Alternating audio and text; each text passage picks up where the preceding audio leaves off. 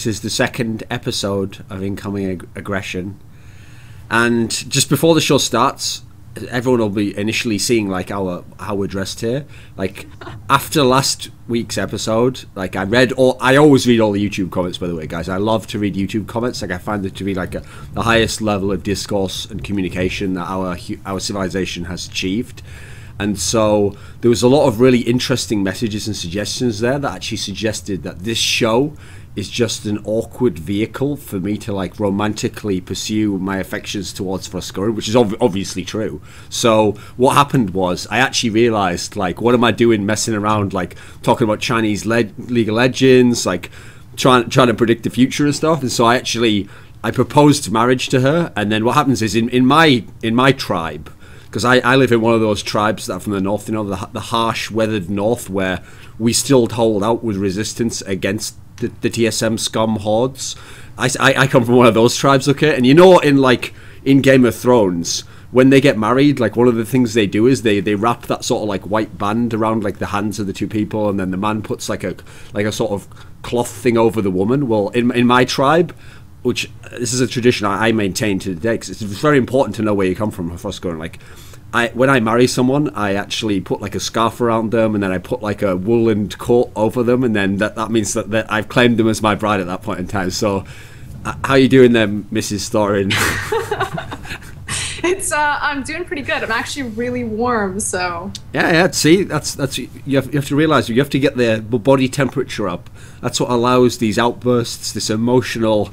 Is that what it is? Heat that you can give off. Yeah, that's part of the secret to it. What do they call it? Menopause? Do you just have like hot flashes and that's what happens on Twitter? Maybe I do. Maybe that's where my love for Flame comes from. Oh my god, it makes so much sense now. Right.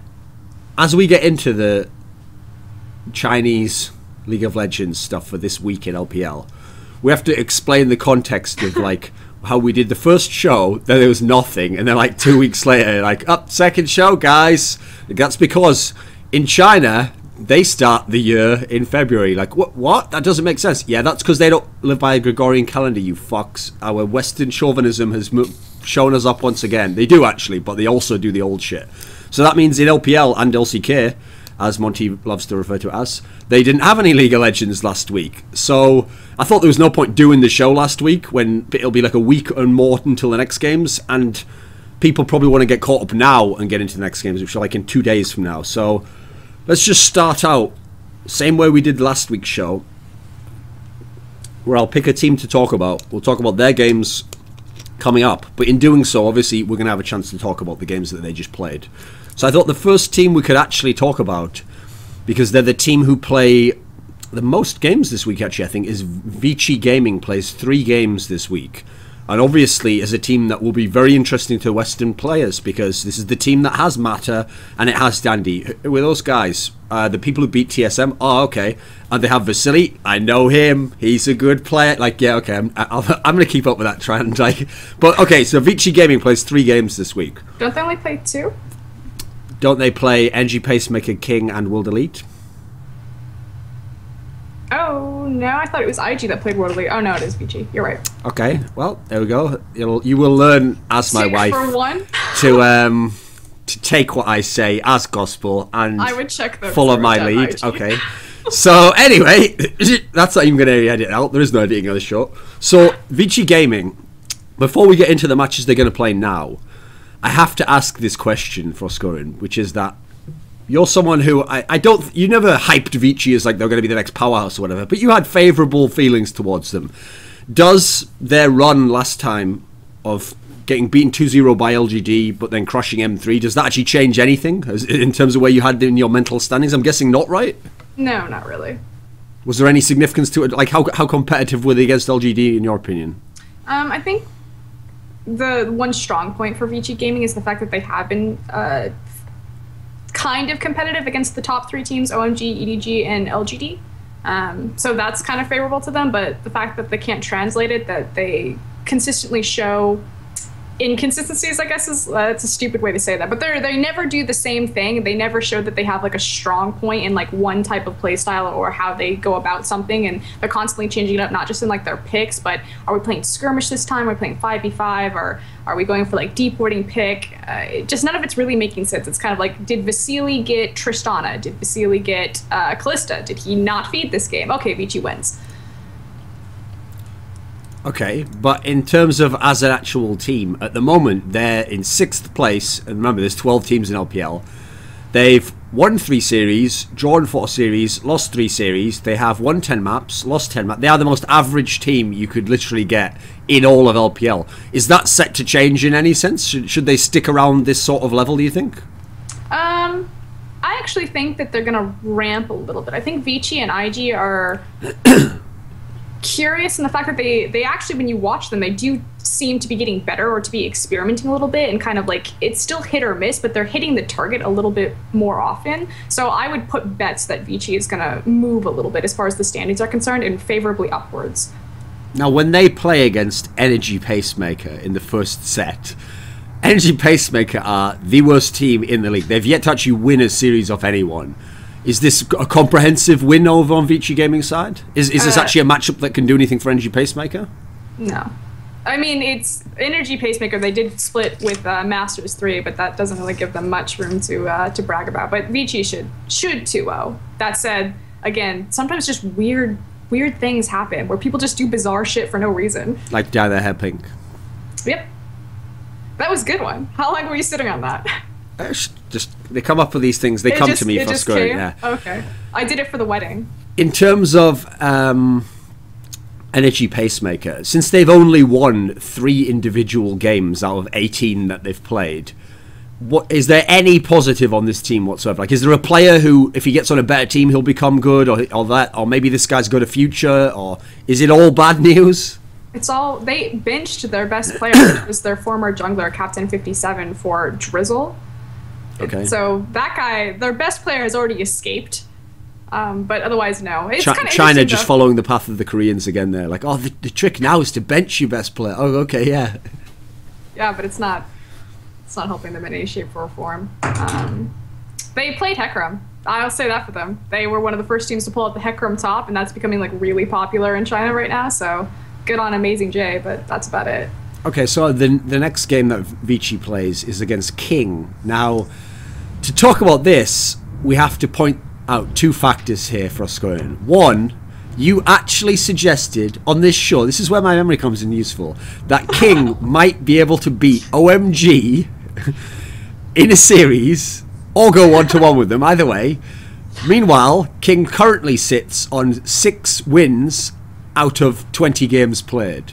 Now, people are going to wonder, well, some people will just be like, oh, I guess she doesn't know anything about Chelsea. But some people might wonder, why would you have suggested that? Because now they're going to play Vici, who in the standings are above them. But I imagine you don't think Vici are better than OMG. So are we going to have to double down here for scoring? What's going on? I can't, I'll make this statement. I can't continue to support King anymore. They were my... Going in, I really liked King. I really liked their play style, and we always talk about preseason, like the glory days of King, even though they're a brand new team. Oh, the preseason of King was so good. They were so aggressive. They remind us of old school OMG. It's all about the 5v5 and the tower dive and these really aggressive early plays, and their early vision control is really good, and how they move around the map and make these skirmishes appear. That does not happen anymore. I don't know if it was a meta shift. Or a meta shift. I do think that meta picks are a big problem for King right now. Like, they recently discovered that Sky can play Rumble, and how he kind of fits in like the current iteration of the meta, or how he fit for kind of the Chinese region.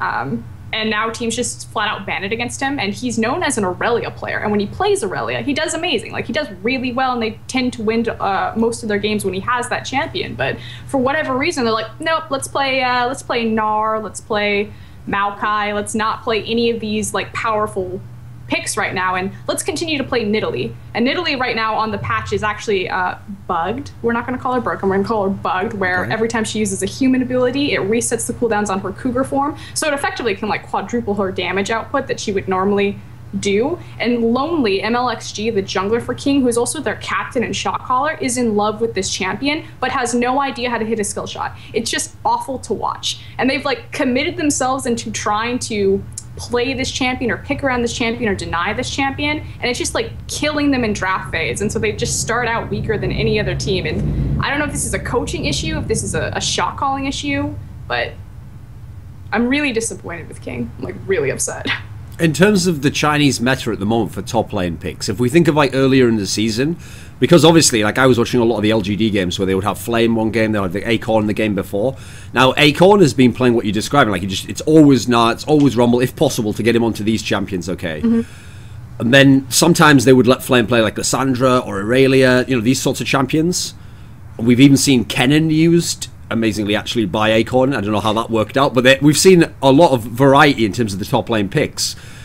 It feels like people in China in general still try to side with sort of like the Gnar Rumble type over like the super carry top laners. Is there a reason for that? I mean, if you think about historically and traditionally for China and what those teams emphasize, it was always team fighting. And obviously picks like Gnar, like Rumble are offering a huge dragon control, which historically, again, with LPL, it was all about Baron, like Baron throws. They would love that objective because it wasn't about sieging. They couldn't understand how to correctly set up wave management and to approach a tower and to burn it down. But they could understand that if we get them over by Baron, they have to come and fight us. And if we 5v5, we can win the trade and we can take something better off of it. And now that's kind of shifted to Dragon. And who's really good in Dragon fights? Why, it's Rumble. Why? Because of his ultimate. Huge power spike right there.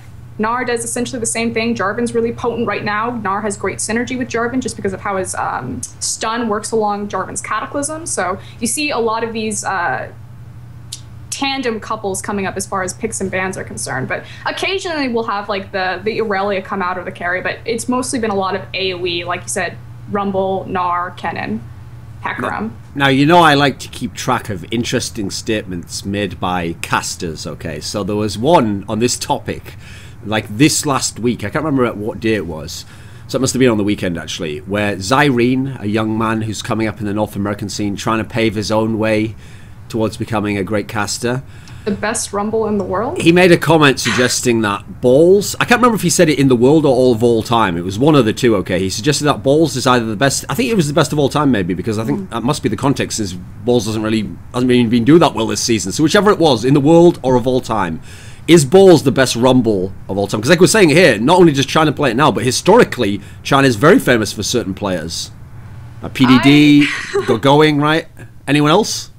Quite a few, especially like now that Acorn's in the region alone. Like, why would Acorn's name not come up in best Rumbles? I would not make the statement that Balls is the best Rumble player in the world. I do definitely think that Balls is struggling a little bit this season, which is weird because like Cloud9, like Balls used to be a big prominent figure for them and like how their team dynamic worked, and then the meta shifted over to like the 2v1 like lane swaps or the 4v0s, and Balls kind of got screwed a little bit. So Cloud9 lost a lot of their power because Balls wasn't able to take off and to be that carry that he had been, or that strong base for the team that he had been. And when the meta shifted back and people were predicting it was going to be a carry style or Rumble was coming back, it's like, okay, this is Balls' time to shine because he is a Rumble player, and unfortunately he's just kind of like dropped the ball.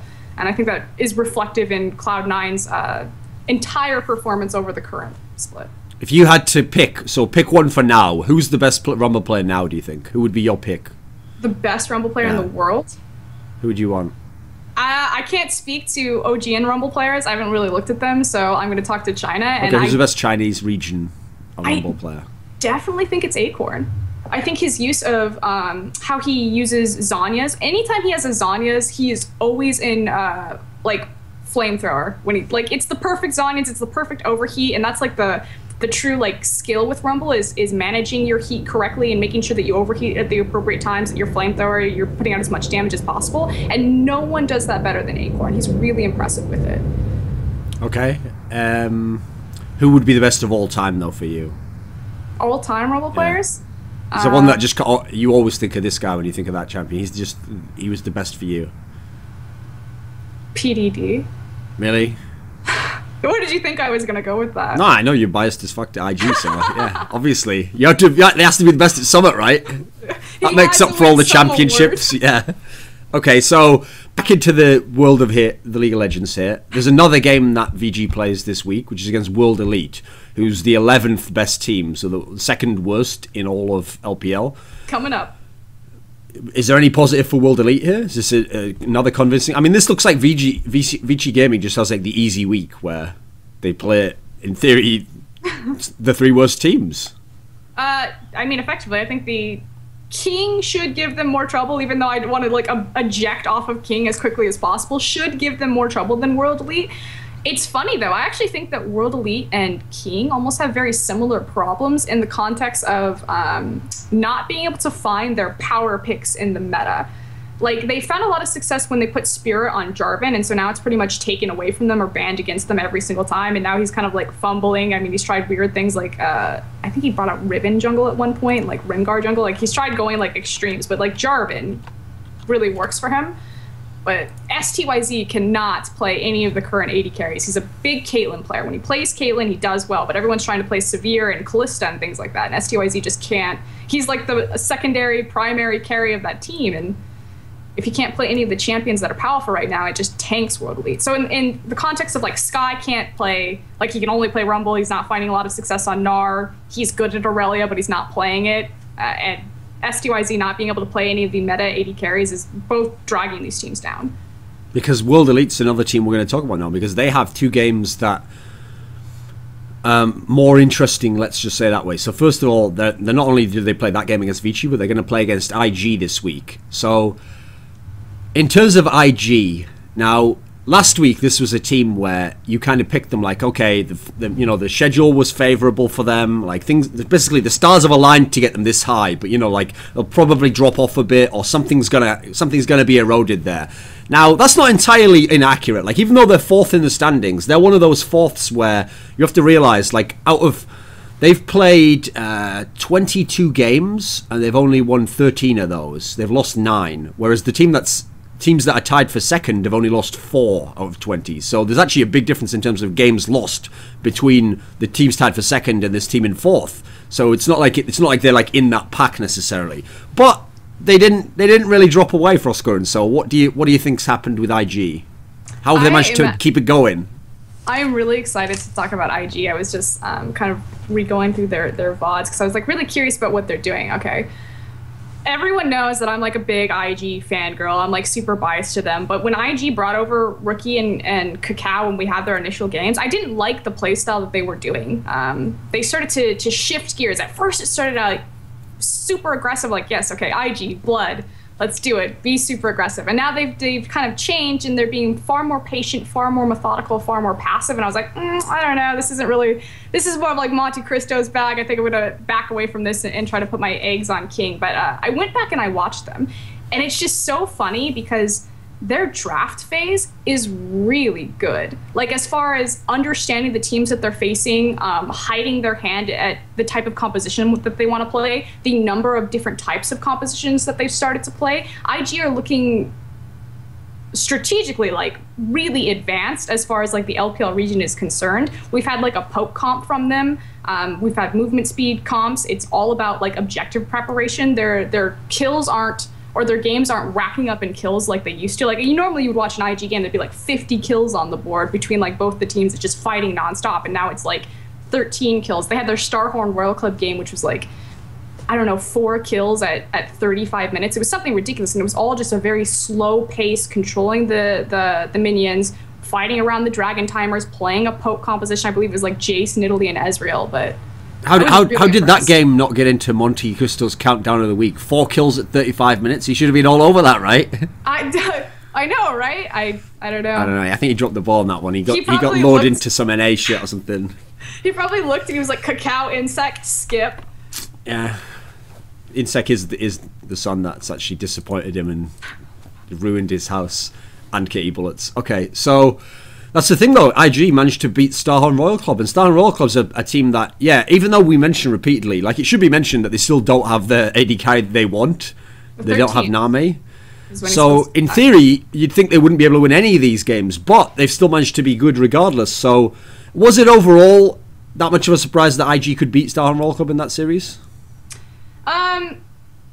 It shouldn't have been. I was curious, because IG, again, they're like Vici. They either look amazing or they look awful. And so to me, I'm just like really curious, like what team is going to show up, what identity of this team is going to present itself. And IG in that set looked really good. They looked very, very smart. If you want to watch like draft phase, like it was like textbook draft phase of like how to perfectly screw over as many people as possible. Like IG's pick bans have been amazing, which is like it's just hilarious to me because in the context of like IG as like an IG fan, that's been their #1 weakness. Normally you watch like an Invictus Gaming draft phase and you're like, what the hell is happening here? Do you just like press random? But yeah. Because the thing is, they managed to beat Starhorn Royal Club, but then split the series with M3. Got it. How does LPL work? It doesn't. I wish people would like stop weighting standings or anything like that. It doesn't work like that. So many games. It's a different animal. People always want to look at the standings and look at the games and kind of weight it in the same way that we would like EU or NA, but I mean, you're playing twice as many games. You're preparing for like 3 different teams at most a week, like in one sitting, so the preparation is just so much more there. Top 8 make play. I keep saying that top 8 make playoffs, and you have like two very clear bottom tier teams, and then like the 3rd and 4th spot are kind of tied. So the road to playoffs for these top upper half teams is fairly easy to make. There's not a ton of incentive to like really seed yourself well. You could just scrape by into playoffs and kind of sandbag and hold and hide things, and that's typically what happens with these Chinese teams. World Elite plays Invictus Gaming. Now, the standings say Invictus Gaming wins this easily. Will it actually be an easy matchup? I hope so. Did any patch change? The patch, I believe, is on like 5.2. Or maybe 5.1. I don't think it's shifted over where LCS is playing. So Ari's still really, really strong. Ninja doesn't play Ari at all. And Rookie, like, he's amazing on that champion. So I think just meta champions right now, IG's playstyle right now, if they play exactly how they played last week, it should just be a rule for Invictus Gaming. It won't necessarily show in like the score and like the time. Like if you just look at the brief notes of the game, it might be like a super long game and very low kill or very tied kill count for the game, because that's how IG is kind of trending right now. But as far as like gold advantages, tower advantages, objective advantages, as far as like Dragon and Baron, IG should just skyrocket ahead of World Elite. One of the things that confuses me about World Elite is that I realize not all decisions that made by organizations make sense anyway, but why do you think they stick with Ninja? Because when I used to watch World Elite before, just to like worship Wei Zhao, I used to be like, how is this Ninja guy still on this team? Like when does that end, you know? Because for people who don't know, he's like a Korean guy that they brought over, but so in theory, if they don't like him, they can just send him away and get another player, right? It shouldn't be that hard.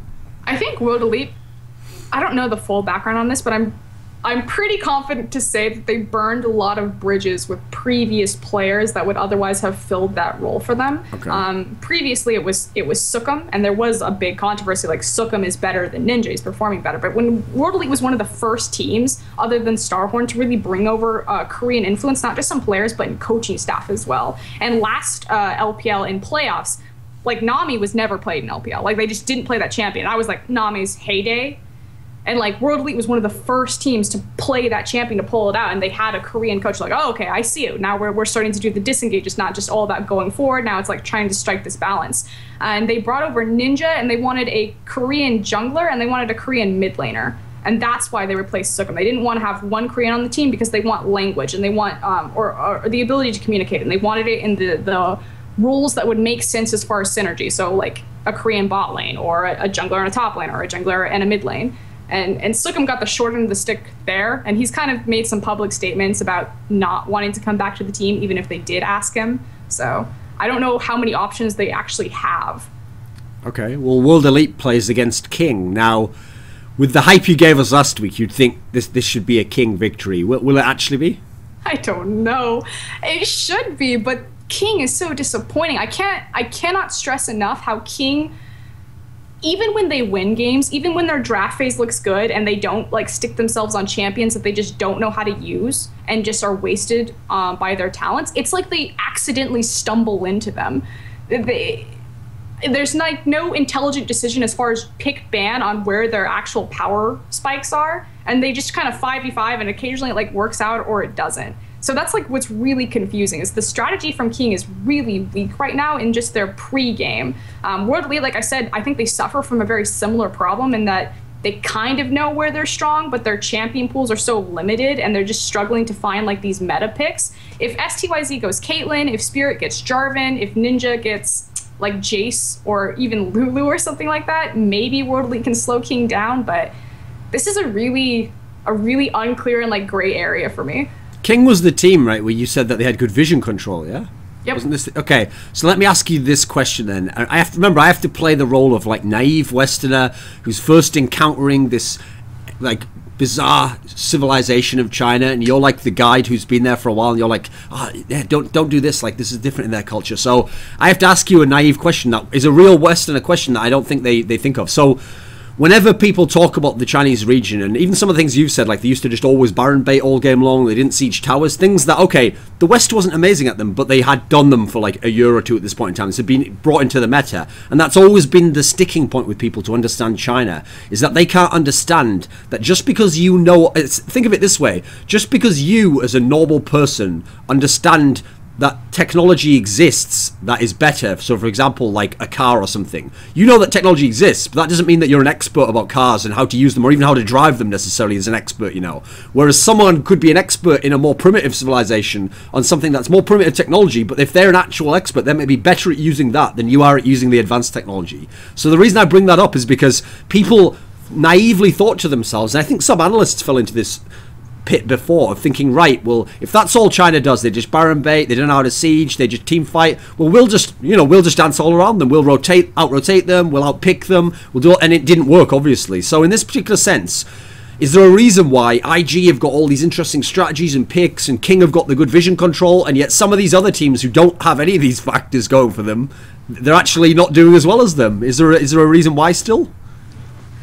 So let me make sure I get the question correct. You want to know that these teams who have specialized in something are able to things that are supposed to be advantages, right? That are supposed to help you win the game. If you have excellent vision control, that's a huge advantage. That's what we all praised Dandy and Mata for doing last season. If you have great pick bands and interesting strategies, that's supposed to give you a head start on people, you know. So is it just that talent outweighs them on these other teams? Are the other teams still better at whatever style they're using? Is skirmishing still like their main strength in China? What is it, do you think? What would you put it down to? I think you did hit something with like the skirmishing in China. I think it's still pretty ingrained in the fact that Dragon is so potent. 5-man Dragon, like, or the 5th Dragon is insanely powerful right now, and you have to fight for that. OMG is using a style, and I think EDG kind of mimics it a little bit, where they push down towers really, really fast. It used to be, because Dragon used to be worth global gold, that people would take really early Dragons to just kind of supplement their mid-game power spike earlier by just feeding in a ton of global gold into the team. Now that that's not available, OMG, they don't actually skirmish over the Dragon really. Like, they'll still have their 5v5s over Dragon or whatever, but they push down towers. Like, towers are a big objective for them because it's giving them exactly what the old meta used to do. It's giving them that advanced boost into the mid game. So that strategy is working for them. I don't know if it's like necessary that other teams aren't, like, they don't have other strategies. Like if King's warding and OMG is like mid game gold injections through towers, and if IG is pick ban phase and like rotating, it's just, I don't even know. King makes stupid choices. Okay, so and it's only their early vision. I want to clarify that. Okay. Their early vision is really good. Their late game vision is awful. So a team that King plays this week is EDG, so which gives us a chance to talk about EDG, which is actually at the moment the best team in the league. They have lost 2 games out of 20. In fact, what's interesting is the 2 that they lost was a series. They lost the series that will never be spoken about again because it's disgusting. So they play against King in the first series. Just on this one first. On paper, that's a massive landslide. Well, even the standing state, there's no way EDG will lose to King. Yeah. So why didn't you just say yes? You said yeah. Like, I was thinking about G League. Anytime someone brings up King, you're tell me. blinded by all of these amazing things that they used to do. So what don't I know about King? G League was right before LPL. It was like a big third-party tournament, and King, the finals was actually a best of 5 between EDG and King. Now, obviously, the results that I'm going to say is EDG 3-0'd, and say like, why would? And this is when EDG had just put Deft in. Yeah, this is the first series they put him in, right? Yeah, this was the first time that they played both of their Koreans, and I think Name was still with the team. He left shortly after. And yeah, EDG 3-0'd King. But those sets, like if you haven't watched the G League sets, go back and watch the G League sets. They're amazing. They're super entertaining. I think that there's a lot of really interesting strategy, especially because the patch had just changed at that point. So to kind of look at what the Chinese teams were thinking about and what they were doing as far as pick ban as well, and certain power picks, King was really close on all 3 of those games. And normally, like in a 3-0 like that, the teams start to wane. Like on that last game, you know, they can't hold on any longer. It just kind of gets closed out really quickly. You think about like SKT versus Royal Club, like way back when they had their best of 5. It was just like a closeout stomp. But King, like they hung on by like the skin of their teeth. Their team fighting is really good sometimes. And so even if there's like massive gold advantages, if King just get the slight upper hand or they just see you mispositioned for a second, even if they're super far behind, they can win team fights that they shouldn't be able to win. And that's what's really exciting about the team, and that's why I initially fell in love with them. But it's just unfortunate that they're just so cautious, or they're just making really inappropriate decisions and not able to set themselves up like that.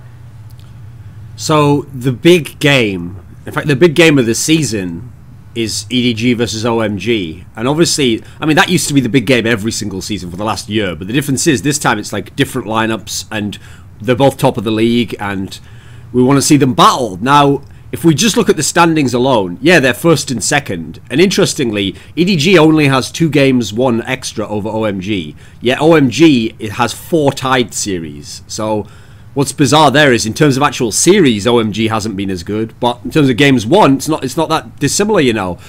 Is this going to live up to the hype? Is this going to be like the CLG versus TSM of the region? Yeah, I think so. Do you want me to explain why? Yeah, why would that be? Trying to think of like the best way to phrase this. It should be noted, like, historically, every time these 2 teams meet, like, it's always hyped up to be, like, this amazing series and this amazing set, but it never really is. Like, EDG kind of steamrolls through OMG every single time that they've met, like, in regionals and playoffs. Like, those games were just, like, complete shutdowns. And EDG, like, they struggled through the LPL season. When they met over the course of LPL, it was, like, closer, but then playoffs would roll around, and this just different animal came out of EDG, and suddenly it was like, oh, God, that's a terrifying team. That's effectively a Korean team guising itself in a Chinese league. Now, the team dynamics have changed so much, and so I'm really curious, like, how they're going to match up as far as where, like, each strength and weakness is going to pressure point on each other. What I want to see EDG be able to do is I want to see them challenge OMG to have an element of strategy. I kind of talked earlier about how OMG just take towers and kind of get this surplus of gold into them, but they don't. It's not like they're creative with sieging or anything, or they use smart vision to set up for that, or they out-rotate to get these towers. They literally just sit in the lane like it's an elongated laning phase, and they just like brute force it down because they out-CS their opponents. They're just mechanically better. And so across every single lane, you'll have like 30+ CS advantage, which every 12 to 15 creeps is worth like a kill gold. So every lane suddenly has like 3 kills on their opponent, just out-itemize and just mow through people. I'd like to see EDG's, or I'd like to say that EDG's members, at least across the board, won't be able to be like out mechanically perform like that, and that shouldn't happen. So it should force OMG to actually use vision, to think about setting up picks, to put together a smarter composition. So in terms of matchups, we've got some interesting player star marquee names going up against each other here. So you're saying here, as everyone said about OMG, that they can get it seems like every lane gets a CS advantage on the other team. Now, when they play Cool against Pawn, how do you see that mid lane matchup going? I think it's entirely dependent on the champion matchup. I think both of them thrive in a 1v1 scenario. Pawn specifically like right now, his style has almost been defined as he'll 1v1 the mid laner, get an advantage there, and then he'll walk into the enemy jungler. He'll skirmish sometimes with Clearlove, but he's not playing like a 5v5 game. Whereas like you was that backbone in the 5v5 for EDG before. Pawn he's not that. He's all skirmish, he's all 1v1. They'll put him on kill-based champions, Ahri, LeBlanc, Vigar, things like that, and he'll look for the kill. And likewise, when OMG like really turn it on, when you see that second gear of OMG shift, it's like Cool gets really pissed off or something. In the LGD series, when LGD took the first game, and then they played like the reverse matchup, Cool got his Ahri and Wayless had the Zed, and that's typically a skill matchup. Like anytime you pick an Ahri, it's really going to be a skill matchup. And Cool just dumpstered Wayless, just put him in the ground.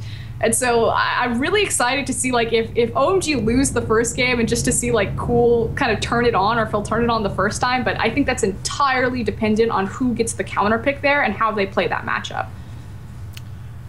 The other big marquee one that everyone wants to see is obviously Deft against Uzi. Like, how will this one go? Because if we ignore Korea for a moment, where Prey is actually playing amazingly, this could be a battle for who's going to be the best AD carry of Season 5. Deft's playing great, obviously. Uzi, there's still the big name power there where people want to see, can he become like a monster in OMG?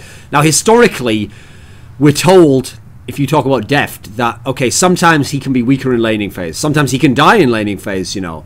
Uzi, super famous for going ham in laning phase, for pressuring his opponent laning phase. And in the past, Deft had Spirit to come and help him in the bot lane there, to come and do some ganks for him, keep him safe, whatever. Will this be a game where OMG can just turn Uzi loose and just let him go straight, trying to just solo kill Deft, just go 2v2 all in? Do you think they stick to the approach before where it was a bit more of a team-based strategy, even though it is Uzi? I think OMG's best bet to beat EDG would be to do a 2v2 in the bot lane. It's funny because you have like these big name AD carries in the region, Deft, Uzi, Imp, and like really none of them have done a 2v2 lane. It occasionally happens, but more often than not, especially in Uzi's case, which historically he's been like, you know, even if I'm in a losing matchup, put me in the 2v2, you know, I'll show that I'm better than this guy. They lane swap them because he's been playing like a lot of Severe. And so I'm really curious if we'll even see them face off in the lane, or if they're going to do the typical lane swap and put going down there. I think it would be beneficial just because EDG right now is weighting a lot of their attention in the bot lane. Like you said, Deft used to die in lane, but he's actually looking really strong in lane right now. And I don't know if it's because Clearlove pretty much sits down bottom and just like camps for Deft and really holds his hand, or EDG has their brand new support. He's not super new now, but we haven't really ever talked about him, Mako. This guy is really good. Like, this support is a big reason that we're seeing a ton of success come out from this like this 3v3 on EDG of Clearlove, Deft, and Mako. He's huge on roaming. He looks fantastic on Janna, looks fantastic on Thresh. He has a decent-sized champion pool. He gets involved with his team. He's very mechanically sound. I don't know where they got this support. I've been trying to dig up information on him. As far as I can tell, he's just a solo queue support, but he's really good, and he's really improved Deft's lane phase. And in terms of style of play, how would you describe him? Is he like, are they playing aggressively in the bot lane so far? They can go aggressive. It's still kind of like reserved, but like you don't see, he doesn't die in lane anymore. Deft doesn't like just get shoved into his tower and just kind of have to like clean up as much farm as he possibly can. And he's not getting like solo killed or like a 2v2 kill down there. It's more of like fighting around enemy blue and dragon and Clearlove ginking in through the lane and Deft picking up these kills during the lane phase, which, I mean, again, traditionally this guy's a late game carry, and now he's able to translate his carry into like the mid game because he gets these free kills. So are you bold enough to say that OMG will beat EDG? No. It'll be EDG who win? I think the only way that OMG can beat EDG is if they play a 2v2 bot lane and if Loveling camps the shit out of Deft. I think if they try to bait Clearlove down there and just try to 3v3 or 4v4 depending on how teleports go and find an advantage there and try to get an early snowball, OMG might be able to close it out. But I think EDG, they've shown more strategic depth, they've shown better vision control, they've shown far more creativity and picks and bans, although OMG brought out like a pretty cool Hecarim last week. But now, last time we talked, it was quite exciting to talk about Starhorn Royal Club, not just because obviously Name will return sometime next month, but even without him, they were having good games. They were having results. And they were looking like, as a team, they were actually, as bizarre as it sounds, fans, they were actually better without Uzi. But in the LPL region we're talking about here, they're obviously not World's final quality, but in the LPL region they were doing better. Now, last week wasn't a good one. They lost to IG 0-2. They lost to Snake 0-2, who admittedly are top 4 teams at the moment. Has that changed? Has that cooled you off, StarHorn Royal Club, for the moment? No, I'm still actually, the only one that I'm kind of like iffy about right now is Corrin's performance. That, and of course their sub 80 carry, which they switched back to HYY from Wei. That guy is just not. It's not very good. To my understanding, he's a mid lane player, so he's not even like an 80 carry main. And it's just like, it's really awkward to watch. He can really only play Corki, and Corki doesn't have a place right now. But I'm still actually really liking StarHorn. I think Papa Smithy said it best when I was talking to him. It's amazing that StarHorn has as many points as they do with the roster that they're fronting right now. The fact that they just lost their shot caller, that Insec is taking over the shot calling position as, you know, the Korean on the mostly Chinese team. Like, communication's obviously a big issue right there. And like, playing with the sub, like, StarHorn should not be where they are. Like, it should be expected that they should be lower on the standing. So they've done a really good job in kind of compensating for that and setting up for Name's return. So they play against Energy Pacemaker and Master 3 this week. So in theory, they have one of the easier setups there. Now, just in terms of players on those teams, like, is M3, I mean, obviously they have some good players. Is M3 actually capable of beating StarHorn Royal Club here? Is there a good matchup anywhere across the map? What do you think? Depends on if Dade wants to show up to play. I think Cola is far outperforming Looper right now, although Cola's easily banned out. Dade should be able to easily outperform Corn. I will say that. Corn's kind of been on a slump, and Dade, he pulled out his Zed and his Energy Pacemaker set where they split 1-1, and it was like, okay, this guy he could play Zed. He's pretty good. In fact, he won that game pretty much entirely on his own. It was a split pushing game where, like, Dade's team would be doing something, and I don't know if he was just like, screw it, I'm gonna go just shove a wave, or they can't duel me because I'm Zed. But let me tempt the anger of the Chinese analyst here. So when Worlds came around and StarHorn Royal Club did really well, I know that people who watch the Chinese region get annoyed when people only give the credit to Uzi, okay, because yeah, he was the best player for sure, but there were other players on that team who did good work. Now, if we actually look at how they used to use Korn, basically they used to, I'll put this in like inverted commas, force him to use Orianna all the time. But I've always made the joke that if you're a mid laner, if you're ever in trouble, you just always like smash that red box and pull out Orianna, and worst case scenario, you can just play safely, you can just do something in the team fights, you can help other people, you know. If he was forced to use Orianna all the time, and he's not doing very well now in a world where he doesn't have to do that, do you think he's been at all exposed by having to use other champions, having to play a different style this season? Is it really just an individual slump directly? What do you think? I think a lot of it has to do with his age. He's an incredibly young player. So first and foremost, like, these really young guys, they have trouble decision making. He does have a limited champion pool, and so I think you are correct in that he has been exposed a little bit. He's actually really well known as an Orianna and a Fizz player. Like, when he first entered the LPL as a rookie, people would target ban Fizz at him. And it's funny because when he showed his Fizz at Worlds, it was awful. Just like really bad, and he really hasn't picked it back up. Like, he had a couple of games with it this season. It hasn't gone anywhere. So I'm wondering what's going on, if it's like a confidence issue, if he's just not fitting in with what his team wants, or what's happening. But it seems like he lost his confidence. He doesn't know how to step forward, and he doesn't know how to be like a carry. Like, Cola has stepped up. He's been the carry for StarHorn Royal Club, and Korn has kind of taken a step back. So in theory, 2 wins for StarHorn Royal Club there. Energy Pacemaker, M3. No real reason to think that they'll lose those series. Unless Dade hard carries Masters 3 again. Especially if he does like a split pushing thing, just because StarHorn looks really disjointed in their shot calling right now. I could see them struggling to kind of like losing free towers because they overcommit on a fight, or things like that. But it should be like a 2-0. Easy points. So I mentioned there that StarHorn Royal Club lost to Snake. Now, Snake is going to play this week against Masters 3. Now, I don't want this to be the same thing every time, like Dade has to go ham, Masters 2 do have a chance, etc. But we'll talk about the Snake side of it first, because Snake, in contrast to King... Now, here's what... let me bring this topic up first before we get into it, okay? I feel like I found the parallel here for China and the West, for people who want to understand it, okay?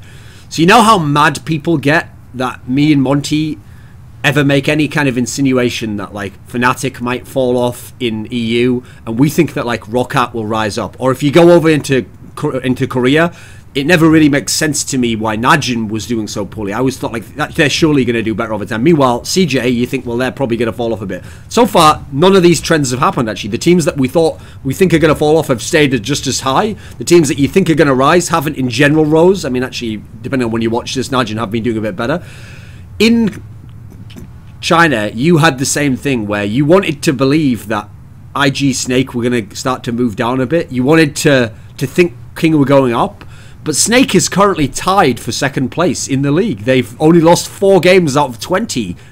They managed to beat Star and Royal Club. So now, whenever we have those scenarios, the reason why I set those ones up like that for scoring is because I'm not giving up on those. Like until it makes sense to me as to why these things are happening, I still kind of think the trend's going to happen. It's just going to happen a week from now, you know. So has anything changed for you in terms of Snake? Like, have you broken on them at all? Have you started to embrace the Snake? You see what I did there?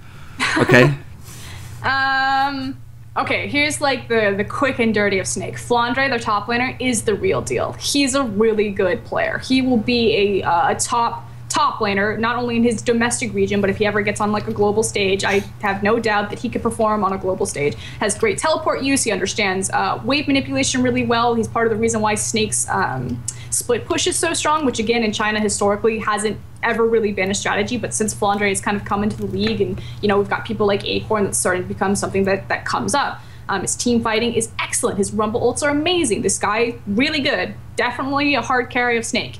Beast plays Nunu, and he plays Jarvan. And if he doesn't get one of those 2 champions, it's awful. But if he plays Nunu, it's like God tier. What he does is he runs into the enemy jungle and he places deep wards for Flandre that allow him to play hyper aggressive if he chooses so, or you know, play Morgana top if he chooses to do that, and allows him to get these really good teleports. I would say that Beast, I know I just kind of like hyped up Flandre to be like the primary carry, but Beast facilitates for Flandre to make the plays that he does to be that carry. So in like the true essence of like King, I would put it in Beast.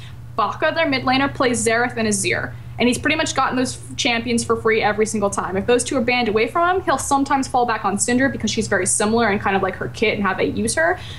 What's scary for me is the fact that it's pretty obvious that this guy is going to play Azir and that he's a really good Xerath, excuse me, he's a really good Xerath player. Teams just let him have it. Occasionally you'll get like a target ban. So I'm curious if this is going to be a trend that continues when games matter. Again, the playoffs. Crystal, Draven player, was known in LSPL as like a hyper carry, kind of like Kog'Maw scaling player, but has found most of his success on Draven. Very good Draven mechanics. However, within his team composition, he requires that Beast and his support Ella, who are the 2 Korean imports, cater to him. You have a Nunu there for you. Ella mostly plays Thresh and Janna. These are champions that are entirely focused about empowering Crystal to make correct and smart decisions and to be a carry. So when surrounded by those, I don't want to give too much credit to Crystal because I frankly have never really been impressed with him. I think he's strong, but I don't think he's any better than Tail or STYZ. I make the comparison to STYZ a lot because I feel like they'll like abandon, like if a game's going wrong, Crystal and STYZ will just like find an empty lane and they'll just abandon everyone else and just farm that one out because they're self-centered. They're very selfish AD carries and they demand their team to play to that way. And I think that makes the team weaker on a whole.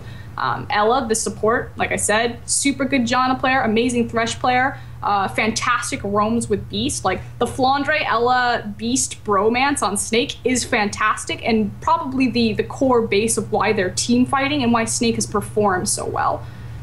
Okay, riddle me this. If I look at the Snake lineup, even Westerners who know a bit about LPL, like they watch playoffs and they know who the big players are, so they're not totally ignorant of the region, they would know, if they haven't watched this season, they would know almost no one in this lineup. Like literally no one. No one will stand out as a star. There's not anyone who has like some history of, like, at least he was on a top team before, you know? How can it be that in a league where you have a team, for example, like OMG, which is like 4 of those players, it's like a super team. It's one of the only true super teams we've really ever had in League of Legends. How can it be that in a league that loves to just fight all the time and to use individual skill quite a lot of the time to win battles, how can a team with complete no-namers all the way across the board really be competing with these top level teams? Like, is the talent level really that great? Like, are these players all going to go on to be like great players and we'll see them in all the top teams, and this team itself maybe will be around in a year from now still as a top team? Is it something about the meta now? What do you think it is that allows a team of, in theory, no-namers to suddenly be near the top? I think it's a perfect storm of a lot of different things. First and foremost, the structure and the growth of talent and how China grooms its talent, not only just through importing through massive amounts of money, but how they have their domestic talent is entirely different than North America and Europe. The LSPL is not a challenger scene. Like, if you compare it to challenger scene, people get really irrationally angry because you have LSPL teams where you're paying $125,000 just to break a contract of a player. There is not that type of money in the North American challenger scene. So these players are really important. Like, that sounds bad, not to say that the North American Challenger players aren't important, but the amount of money and tournaments and league structure and the resources available to helping this talent develop, especially when it's very young. I mean, Flandre is like, it's rumored that he's 15, 14 years old, like really young. And they get entrenched in these league clubs and these systems that kind of groom them and breed them correctly to become these big named stars that he's become. So is in LSPL, is it literally like a farm system? As in, if you've invested all this money, then he's definitely coming to my, like if he's on my B team equivalent, which technically don't exist anymore, but whatever. I wonder how that works if they're paid all this money in there. But let's imagine he was to go to a team that used to be my A team. Is it really that sort of a setup, or is it? Because the thing about obviously the Western Challenger scene is, if you do great in the Western Challenger scene, actually you might never play with that team. You might just be picked up by someone else, and that's why I think that's actually why people don't have as much investment in the Challenger scene, because you can't keep you can't have two teams, and you can't necessarily keep hold of the guy because he might just go to some other team. So is it more structured in that sense in like the old farm team method of real sports? I will say yes. I had experiences when I was over in Shanghai kind of investigating some of the league clubs, and these rosters, it's like a 5-man roster. If you're OMG, you have like maybe 7 or 8 players on like your core roster. But through these clubs, they would have access to like 20 plus players that were just not, I don't know if it was contractually signed to them, but hey, you need a player? I know this player, or I keep track of this player, or this player lives in my gaming house, or we're training with these ones. Teams would have, it's not just the A team and the B team, it's the C, D, and E team. Like, literally, they have 5 teams for one organization, and they're constantly switching out players. If you go to even Esportspedia, like if you ever just want to go through the LPL rosters, just like click and look at the past rosters of certain teams, and the lists are massive. There are so many, like there's 20 servers in China. Just think of how many challenger teams that is, how many challenger players that is. Of course, Ionia is the most competitive and considered like the best server, but the audience and the player base is huge, and I think it's very reflective in the club size. So the last team I really want to highlight here is going to be LGD. That's the only one of the top teams we haven't talked about yet. Now, last week, well, I keep saying last week, it was 2 weeks ago, but the last week of LPL that was played was pretty decent for LGD. They managed to beat Vici Gaming 2-0, and then they managed to tie OMG 1-1. Now, in terms of beating Vici Gaming, obviously this was the matchup of like Imp versus Mata, and all those like sexy marquee matchups. Did that actually live up to the hype? Because on paper that should have been a cool matchup. Like, potentially could go either way. Let's see who, which ones come out to play here. No. I didn't think so. I think that Dandy and Mata don't have near the resources that Imp obviously has surrounding him. LGD is a fairly advanced team, even though sometimes they occasionally stumble because they just don't. I don't know if they're experimenting or if there's turmoil or what it is. Occasionally they drop the ball, but I mean, between the Vici Gaming versus LGD and the OMG versus LGD, I much rather liked the LGD versus OMG game. I think Kelsey was a big fan of the Vici one, though. So how did LGD win a game off OMG? Oh my goodness. I know I'm going to talk about your favorite player, Wayless. Wayless was a huge catalyst for that game. Everyone likes to talk about Imp, like Imp going off. I think he had a Graves game last week or recently where it was like 17-1, but still, like Wayless, every single time this guy plays is so good with his vision control. He had his Ari, he placed a pink one. It's funny too, because like the vision control that LGD actually snowballed their advantage over OMG when they played them was because it was wards placed by Wayless. Like he places a lot of the vision for LGD, and they are a superior like vision-oriented team. In that game specifically, well, he doesn't have a jungler, so he has to. Exactly, like Chwin doesn't exist. Okay. He got like 3 kills straight off the bat. And it was just okay. This is going to be a really fun game, and so you get this really fed Ari, and I'll never forget this dragon fight. It was really cool. OMG and LGD facing off against the dragon. LGD's on blue side, so of course they're on the back of the pit.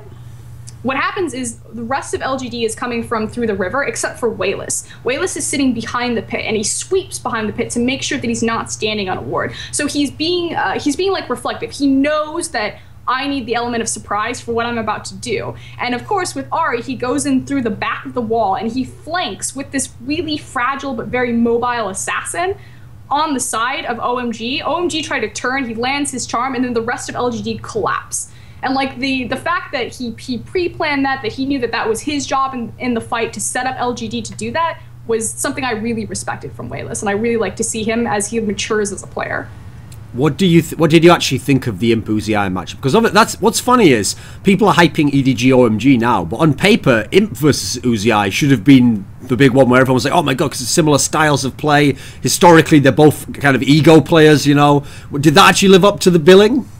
No, I don't think so. I think most of the action was in the mid lane in both games. Wayless goes off the first one, and like I said, Cool was super pissed off and just dumpstered Wayless the second game in the Ari versus Zed matchup. It was kind of like, I'm going to show you how to play this champion right now. 1v1 killed him about 3 times. Yeah, great player. So, in terms of... okay, I've got another question about LGD then. So, one of the things about LGD that everyone was praising was the fact that they were not only doing this rotation of Acorn for Flame, but they were making it work, and even when teams kind of knew with the order they'd do it, because in general it was always Acorn first in general and then Flame second.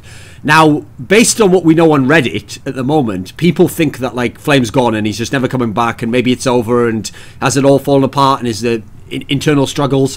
What is your sense right now? Do you think actually that was like overblown, and he just turns up this week and he plays in the games, or he's on the bench, or it's all fixed?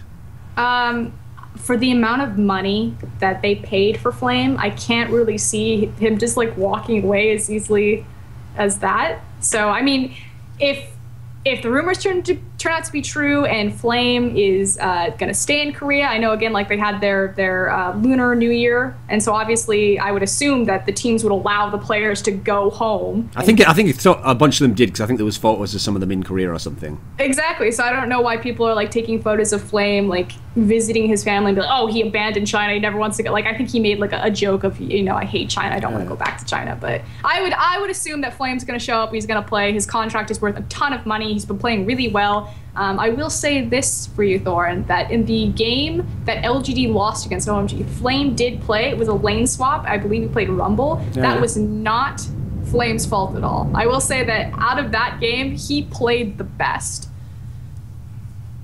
Versus OMG you're talking about here? Yeah. You mean the game that they lost where he was like 5-0-13 or something? Was that the game you were referencing there? I think it's not even a Rumble play, you know. He doesn't even play that. It's just a carry lane, top lane, but you know, don't worry about that. Yeah, I will say that he played the best the game that they lost. It's okay, Froskurinn. Here's the thing about Flame. You don't have to love him. You don't have to like him, because eventually, after watching him enough, you will both like and love him. Like he's like the Lord of Light, okay? Eventually, from Game of Thrones. Eventually, you will be forced. There's a lot of Game of Thrones references. There are. Well, look at the attire that we've got on. Eventually, you will sort of be forced to accept him, otherwise you'll be conquered by him. Your beloved paragons that you held up, like going, like, this is the real top laner, the carry of top lane. It's like, you know, your champion should be smited low. He should be outperformed, even on a losing team, even when he hasn't got the same kind of help. You know, these things can happen to you. That's the power of Flame. You know, I know that you've just been introduced to this, but now you're realizing what everyone in China realized, even in Korea rather. Even if your team's better, even if your player seems like he's better, there's always a chance with Flame. See now. Don't worry, me and Fion know we're the faithful still, and one day it will be borne out. But we're playing possum now. We're letting Acorn come in for some of these games and make it seem like he's better. Like, you know, we'll see when the playoffs come. So the reason why we had to talk about LGD like that and talk about like interesting games they played is because unfortunately they played versus GamTee and Energy Pacemaker. So now, can either of these teams, is there like a bright spot in either of these matchups? I want to talk about GamTee. Okay. GamTee has actually been doing, like, again, I call it like ramping up, like they're starting to perform better. And it makes sense because they actually made a roster change. They finally have their full roster. They're playing with their mid laner who wasn't allowed to play because he was too young for LPL. Like, let's just throw what does that even mean? Is he like 8 years old or something? I have no idea if this guy is literally like 7 They were still years old. photoshopping his passport at the time. Okay. They had to get, no, it's Reading this time, guys. Oh, okay. His name is Shaihu, and he is a really amazing Azir player. He's probably the best Azir player that we've seen in LPL. He hard carries his teams. They took a game off of OMG. They 2-0'd King. Not that that really means anything now. So I just want to hype GamTee a little bit. They're like the little babies that can. I think that definitely if there's a team that stays together, they're also one of the only, I think there's only 3 all Chinese teams where every single player is Chinese in LPL right now. And they're one of them. And I think the other, it's OMG, GamTee, Energy Pacemaker. So 2 out of the 3 are, you know, the bottom tier teams. So say what you will about that. But so the way to remember this brand new player, okay? Here's the mnemonic way I want people to reference this team, okay? Just think of what Froskurinn would say if she was making her top 20 players of all time. She'd say, Shai who? Shai who? Never heard of him. Who's that? Is it a good player or something? Going. Yeah, that guy. He's top 20 for sure. Okay. So anyway, did you have a closing point there that you were just going to make? Shaihu is the real deal. Tail is the real deal. If GamTee stick together, if their players get more experience, if they adjust, I think they will be stronger. Not this split. Maybe next split might be a little bit of a bright spot for them, but they're definitely on the up and up. At least if they continue to trend how they have been since they got their full roster. So I've got, yeah. I was going to say, does it mean much in the context of like standings or anything? No, but I do think that there is talent on that roster. So I've got a question in terms of, so after this week, I'm not 100% certain, but I think nearly every team will be close to playing. I think every team almost will have played all the other teams in the league pretty much. Yep. It'll be like the first rotation's done, and then the crazy thing for people who don't know about LPL is they do that all over again. It's like not like that, you only play 18 games in LCS. They've already played over 20 some of these teams just in the first half, and you play another 22 or whatever it is in the next segment. Just based on the standings right now, let's try and do this. Which team that's in the bottom half? So the bottom half is Star and Royal Club, M3, GamTee, King, World Elite, Energy Pacemaker. Which one of these teams will be in the top half after the next rotation's played? What would your prediction be? Starhorn. Is it very likely? Is it just a minor chance? Is it medium? Where would you put that likelihood? I would say likely, especially because they have a very easy week. Like I said, it should be free points for them, and it's going to be right before they get Name. So the fact that they don't have a really front-loaded schedule, it's not like they're playing... I'm checking right now to make sure that they're not... Yeah, they're not playing 3 games this week, so it's not like their big weekend that matters. So hopefully by the time that they do have a front-loaded schedule like that, they have Name, they have their roster. So I think timing worked out really well for them. Now, let's do the same thing for the top 6, which is EDG, OMG, Snake, IG, LGD, and Vici Gaming. Now, for this one, you have to pick the top 6 team that has the biggest chance to go down to the bottom. So is Snake actually going to finally do it? Is IG going to... Will Vici just drop off? Because, I mean, hey, Vici's only won 3 games overall. Which one of these teams do you think actually won't make it in the top 6 by the time the next rotation's over? I think Vici will fall. Any reason why? I think their mid laner, Hatong, is proving to be fairly weak, and the Sealy is very hit and miss. You know, someone made that video ages ago on how to pronounce the names of Chinese players. Why is there, not even any kind of intuitive component to it? Like, how the fuck would you get the jungler name of the LGD guy out of those letters? Like TBQ, how would that go into that? What do you mean? Is there a logic to it? The sounds? Yeah. Like in Chinese, the ZH is like a ch sound. Okay. I don't know what the logic is to it, but I know what the sounds are. for a fair majority. I still mispronounce a lot of the names, but I used to be good at it when I was like being diligent on my Mandarin. Okay, before you were abandoned into the post-apocalyptic wilderness outside of the LPL caster desk. Okay. Oh yeah, just kind of kicked off. So I've got one last question here. Let's do a historical question last. So you did your top 20 players of all time in response to mine. Now, sadly, you didn't actually give any fucking reasons, which is like 90% of the point of doing that and how people are supposed to nail you down it. But we'll ignore that for a second. And you obviously...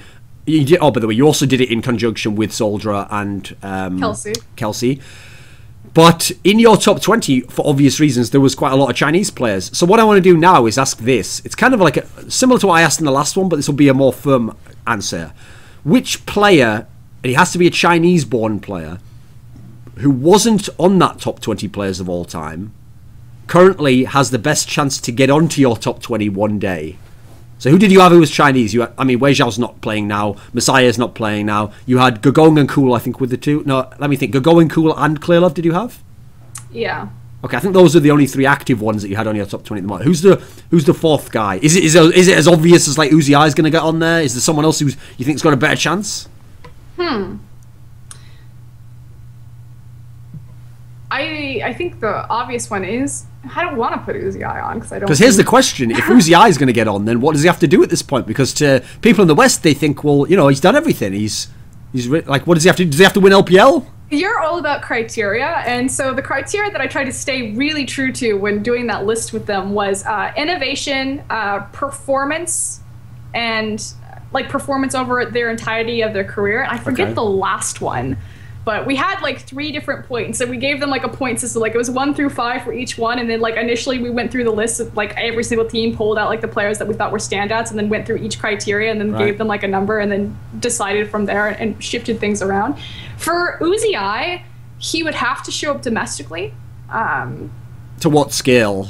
I mean, obviously you don't have to. Like, here's the thing. Even though I say like, yeah, Nami made all these finals, it's not like you have to win. Because if your team wasn't good, for example, which obviously Uzi is very good, it's just in the context of what team you were on. You know, like actually, what's funny is if Nami had never gone to EDG, just winning once and making the final with a team that's supposedly quite inferior, like none of those players went on to almost anything, is very impressive in its own right. You know, to make the finals over better teams. Now, Uzi does have a very good team. So does that mean he probably has to like be winning at LPLs now with this lineup?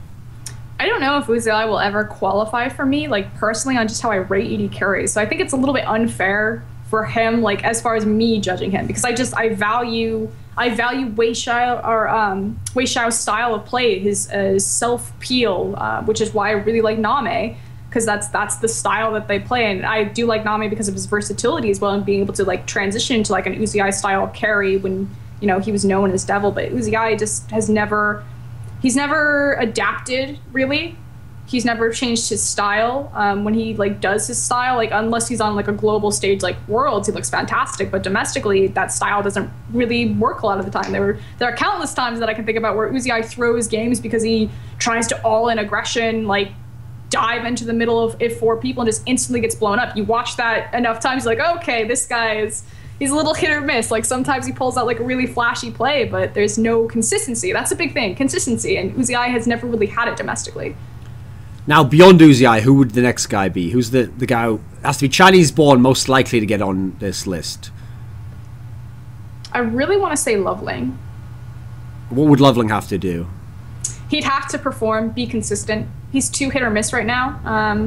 Adaptability, he's pretty much got that. He's defined a lot of, he's pretty much defined jungling for China for a big portion of his career, and he was pretty influential in season 3.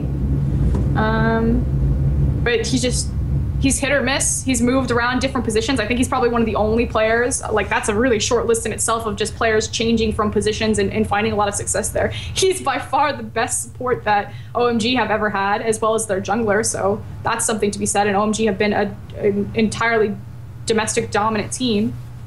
Okay, so we'll do the 3 categories to close up here. So we start out, as always, with the MonteCristo, like grind it out, boring, objective based, no kills, take all the towers, like leave them nothing type game. Which would go on in that category? Do you think, or the best one in that category? What are you gonna pick? It has to be an IG game now, but it's unfortunate because IG has like really kind kind of weak matchups. But I just want to look at Monty and be like, Monty, watch Invictus Gaming. They're doing exactly what you want them to do. Not as well as they should be doing it, but they're all like rotation-y and extended lane phasey and playing to their power spike phasey. It's not very fun, but it's good. So is there one for them that you can pick? I think they play World Elite. There's no way Monty's going to watch IG versus World Elite. So is there another game in the league this week? There must be one. There has to be one strategy one for Froskurinn in the whole of LPL. OMG versus EDG. Oh, okay. That could actually be tactical. No, let's do EDG versus King. Okay. I'm giving it to King again. Like, I feel like I keep throwing them this ball and they just like stab it. So, what goes into the category of? I mean, I know he loves this one.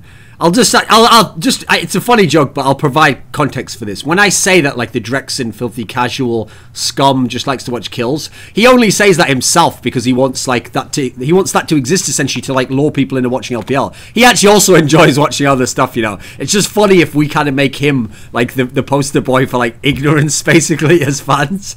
So what would go into this category? If this is just going to be a kill fest, just blood. This is like for the let it bleed fans, you know, who just want to see people bang out. Masters 3 versus Snake or LGD versus GamTee? GamTee is going to bring the blood against LGD, or they'll just get murdered. They're just going to get murdered. Okay. They should get murdered. I would love to see a close to Leona bot lane from Imp and PYL again. That's just disgusting to watch. They just 2v2 kill everyone every single time. So when we put the GamTee game in there, we're putting that in as in like it's a race between the carries of LGD. Like who's going to be the guy to go off, you know, and have the 15 kill game. Is Flame going to go legendary this game, or is it going to be Imp? Yeah, well, we'll have to see. Probably Imp, just because if I can AD carry, for fuck's sake. The way they go is at the moment, AD carries seem to get all the big score lines. So, the last category, this didn't exist before, but since you completely circumvented my whole category system, and then after I did that, just picked a game yourself at the end. I can't even remember which one it was. Wasn't it King versus someone? It was a King game, and I hate them. So, do you have another one? Is there a third one that we have to... This is just the Froskurinn pick at the end. Is there a separate pick for you? You just have to watch the EDG versus OMG game. If there's a game that anyone's going to watch, of course, that's the easiest answer. Vici versus King. I'll say that one. Okay. Right. As usual, we don't have any closing words. Just subscribe and all that stuff if you want to. If you don't, see you next time.